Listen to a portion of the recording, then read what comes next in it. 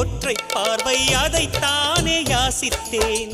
இளையார் என்றால் கிளியே என் உயிர் போக யோசித்தேன்.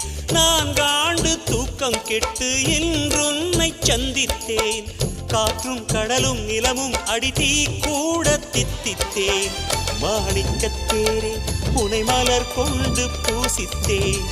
என்னை நான் கிள்ளி இது நிஜம்தானா சோதித்தேன். இது போதுமே இது போதுமே இனி என் கால்கள் வான் போகுமே. என்ன அழகு எத்தனை அழகு கோடி மலர் கொட்டிய அழகு இன்றெந்தன் கை சேர்ந்ததே.